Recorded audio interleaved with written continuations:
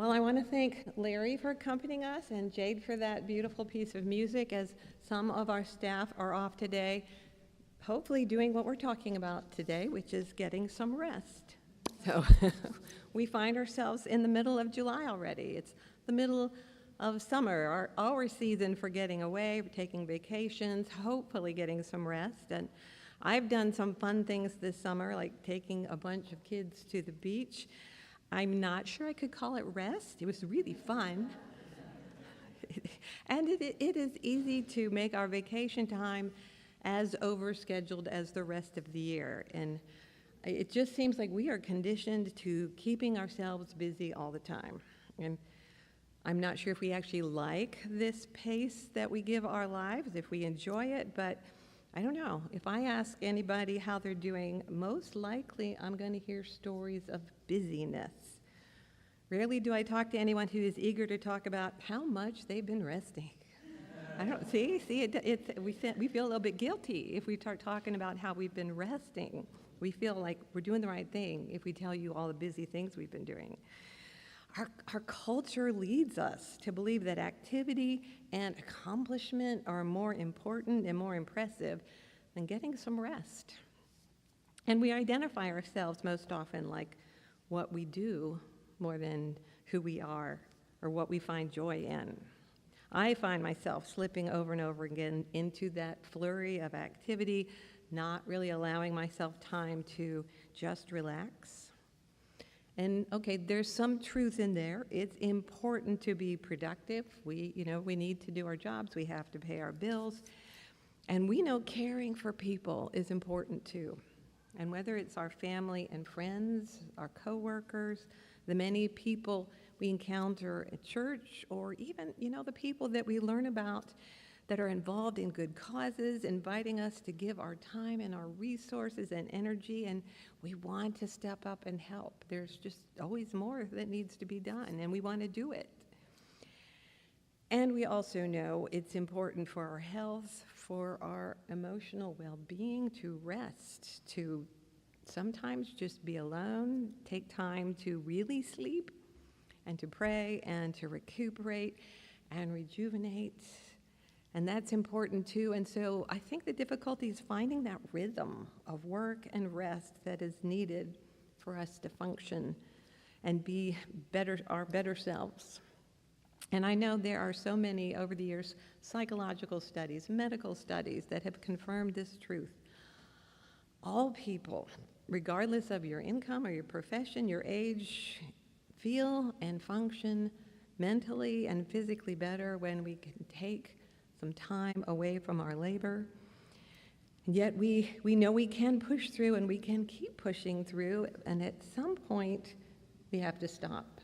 And at some point when we don't stop, our bodies force us to stop. Sometimes when we've pushed beyond what we can, that's when we find ourselves getting sick, and it's your body saying, okay, it's time to stop. But I don't know, if you're like me, you just never seem to feel like you're doing it right. Maintaining that balance of work and rest always feels like this elusive goal. Am I too much on one side or the other? Because there's just always more that needs to be done. There's more needs to be met. And again, those vacations go from that vision we have of the perfect, relaxing escape to suddenly overplanned and a little overcomplicated and too much agenda. And I want to visit the people that I haven't seen in such a long time, and I really want to go to those places I haven't been to that I really meant to go to. And then I try all those things and I come home exhausted, even more than when I left, and then I feel guilty because I've come back to work feeling more tired than when I left. And so I don't know if anybody else does that, but it tends to happen sometimes. And the interesting thing is we see ourselves again and again reflected in our scriptures. We tend to think of Jesus as someone who was like always on the move, especially in Mark. Everything is happening so quickly. He's teaching, he's healing, he's moving from one place to another. But a workaholic is not really who we find, and certainly not in our gospel reading this week. Here we find in our stories a person who recognizes his own tiredness. We find a teacher who is trying to pull his overworked disciples away from this constant striving. We see someone who probes below the surface of our busyness, who pinpoints the hunger that our manic culture will not let us see, because we have a hunger for space, for reflection, for solitude, for prayer, for sleep. So when we look at this story, we thank you, James, for reading a really long story. But we had to pull them all together because that's where the meaning is. In our scriptures, we join Jesus in 3 failed attempts to get some serious downtime with his disciples. They have come back together. They've been sent out. They're back together. They've been traveling and teaching and healing. And he knows they need a break. And they're tired and they're excited about their adventures. And now they're hungry. And they need a space with some peace and quiet. And they need to debrief a little bit, to reflect. And Jesus himself is coming to this moment with having returned from a frustrating visit to his hometown that didn't go well. And if we read the passages just before, he's grieving because he's lost his cousin, his mentor, John the Baptist. He's lost this friend to a violent death.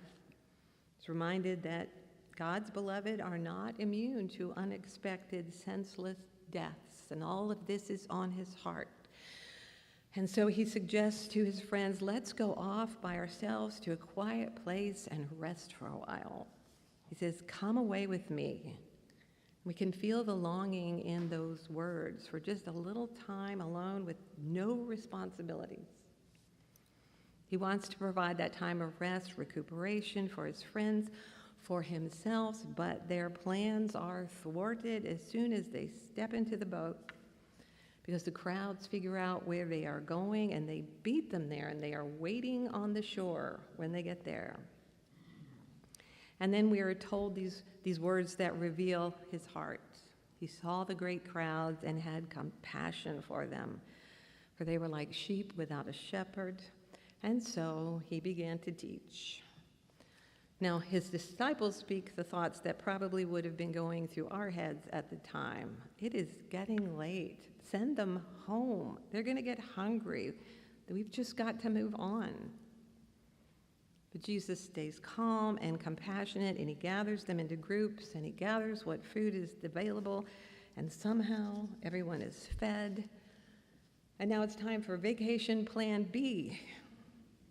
And he sends the disciples back out in the boat, and he sends the people home now with their stomachs full and their spirits lifted, and now they have a sense of hope.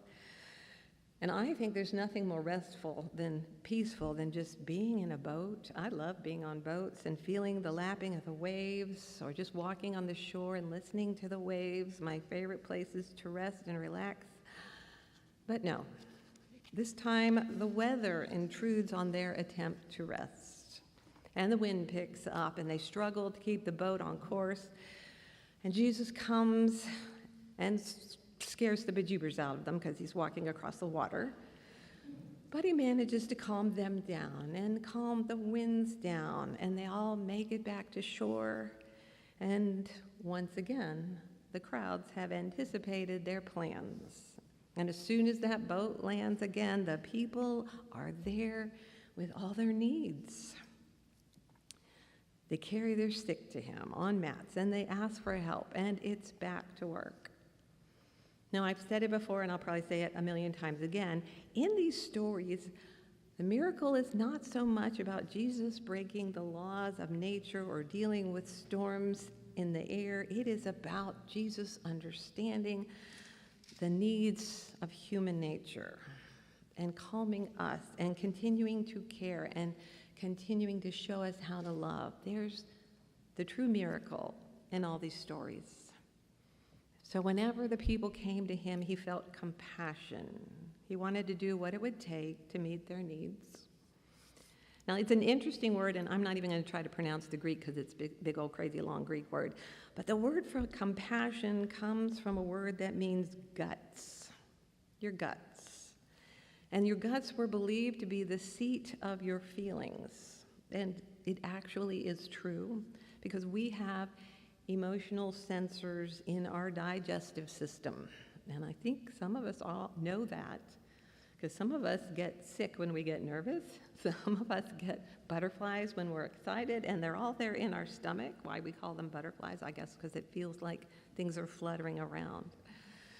But our brain is communicating through our stomach, and you really are feeling your feelings in your gut. And you know that feeling. Something is churning. That feeling is compassion. Well, sometimes it's fear and sometimes it's guilt. But when it is that you are concerned about the needs of someone else and you don't know what to do, it really is a physical, visceral feeling that you feel in your gut. And Jesus feels this compassion because the people were lacking in guidance. They were in need of care. They needed protection. They needed nurture. And we find as we read our stories, for Jesus, compassion is more than just a feeling. It's a movement towards an action. It's an urge. It starts as a feeling and an urge to do something, and it hits you in the gut, and it sends you into motion for the sake of others. Think about this meaning of compassion is to have sympathy with another. It is co-suffering with. It is feeling passion together for whatever it is that life is bringing. And so this gut feeling causes you to feel with another and then to move beyond your own concerns and then to do something about it. This describes who we see Jesus to be, and this describes who you are as well. As followers of Jesus, as spiritual people, as believers in this God of grace and love, it is in your DNA, it is in your cells, it is in the emotional receptors in your gut to feel compassion and to want to do something about it. And all of that wonderful stuff is what makes getting rest really difficult, because there's always more to do and more need. So I think these stories of vacations postponed tell us something about that ongoing tension that we feel between our compassion and our need for self-care. Jesus lived with a tension too. On the one hand, he was unapologetic about his need for rest and solitude. Over and over again, we see he went to the mountains to pray. He stepped away to pray. He went to be alone. He understood the importance of going on retreat, and he tried to get his disciples to do the same. And on the other hand, he never allowed his exhaustion to overwhelm his compassion. And I think one thing that made that possible for him, what kept him going, was how meaningful this work was. When our activities are meaningful, we can work those long hours, and then we can really rest when we rest.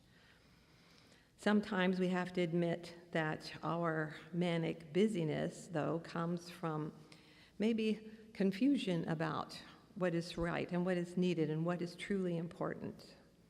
Our media takes us to desires and needs that contribute to making it more difficult. Sometimes our busyness is because we are told, well, you don't have enough of this and you're going to have more hours because you need more of that, and you don't have what everyone else has.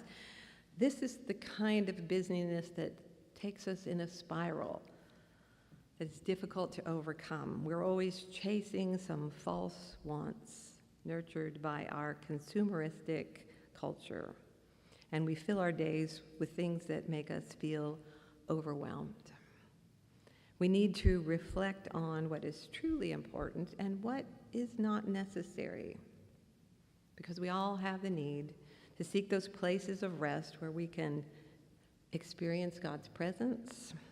We're created for exploring the richness of God's world. We've talked often about we are created to be bonded with one another. We're seeking this spirituality that is concerned with the care of others and self-care and the care for the planet we call home. So as we look at this story and look through our scriptures, I'd like to be able to tell you that in Scripture we can find 3 simple steps for keeping your life in balance. But I would be making that up. What we do find is company in our confusion, We find a God who understands what we are going through. We find an example to follow. We find strength for the journey. But I'm thinking maybe I'll try anyway. 3 steps for finding balance in your life. Number 1 is when you begin to feel that there are too many people with too many needs, remember that the God you follow knows just how you feel. So stop and pray for wisdom. Ask the questions of your heart. Is this work mine to do? Is this problem mine to solve? And if so, how can I best help? And number 2, when it seems there are too many needs to be met, be sure that you are working together. Enlist others, ask your friends, and now especially there are places to call. Call on organizations that are already set up to help with particular needs that have come your way. Part of our being able to help is not believing we have to do it all, but how can we connect people with others who can meet those needs and just be a conduit in between. And third, then remember that you need rest. So sometimes the right thing to do is step back and to take the time to just experience refreshment in the presence of God. And needs will come again. Work will be there when you're finished. Whether it's 10 minutes of meditation right now where you are, whether it's a 2-week vacation or a retreat, find those places when your heart tells you this is what you need and this is your time to stop. So the best we can do is to strive for that balance, recognize our weariness when we feel it, take those breaks, and lean on one another and lean on God. And that is what we do here, and we will continue to worship God now in song.